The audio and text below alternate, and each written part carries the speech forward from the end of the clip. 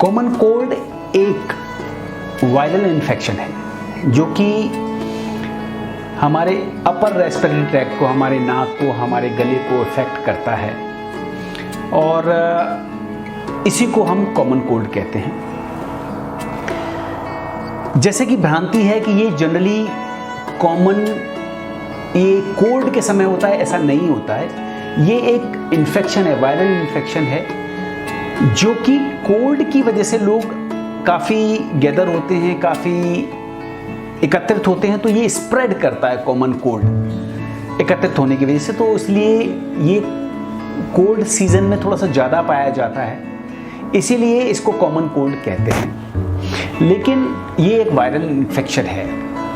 अब common cold के क्या क्या सिम्टम हैं? कॉमन कोल्ड में आपको नोज़ ब्लॉक रहता है, नोज़ से सिक्रीशंस आता है, गले में दर्द होता है, सर में दर्द होता है, नाक से गले में बलगम आता है, आवाज़ में बदलाव होता है, आपको खांसी आती है, आपको स्नीजिंग आती है और आपको फीवर आता है। ये कॉमन कोल्ड के सिम्टम हैं। जैसा कि मैंने बताया, इसके सिम्टम के बाद इसके क्या कॉजेज़ हैं। जैसा कि मैंने आपको पहले ही बता चुका हूँ कि कॉमन कोल्ड वायरल इन्फेक्शन है। ये एक राइनो वायरस होता है।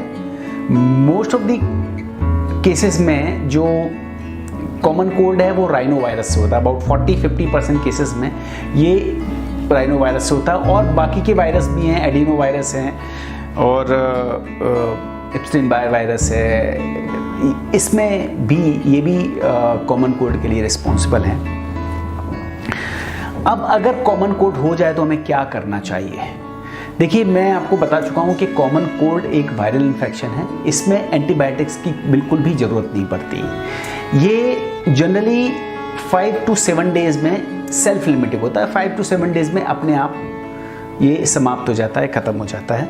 तो इसमें एंटीबायोटिक की कोई ज़रूरत नहीं पड़ती, केवल सिम्टोमेटिक ट्रीटमेंट लेना होता है। अगर आपके गले में दर्द है तो आप एनाल्जेसिक ले लीजिए, आप पानी ज़्यादा पीजिए, बिकॉज सिक्रीशंस काफ़ी लॉस्ट होता है। इसमें नेजल सिक्रीशंस होते हैं, वो बॉडी से फ्लूइड काफ़ी लॉस्ट होता है।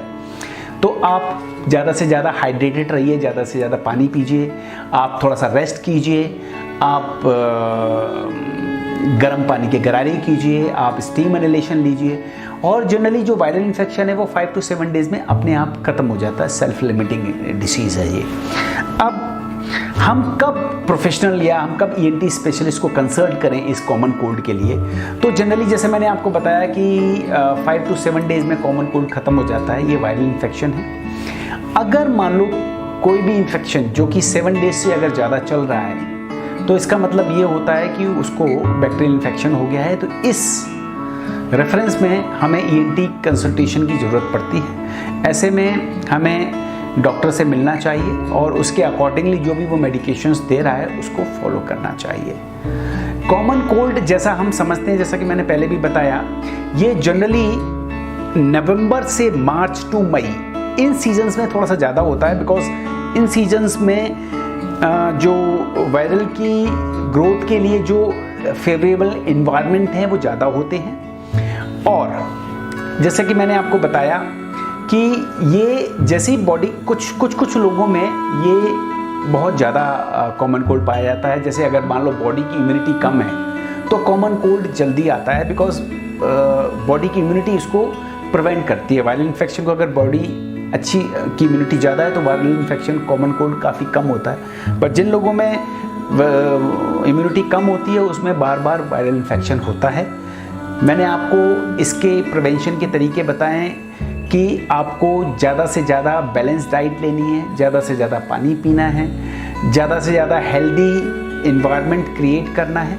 लोगों के इसमें जो ट्रांसमिशन, कॉमन कोल्ड में जो ट्रांसमिशन होता है वो जनरली सिक्रीशंस के थ्रू होता है। तो कोशिश कीजिएगा कि हमेशा जब भी आप किसी के कांटेक्ट में आए तो हैंड को अच्छे से वॉश कर लें, जिससे कि ये दूसरे लोगों में इन्फेक्ट ना करें।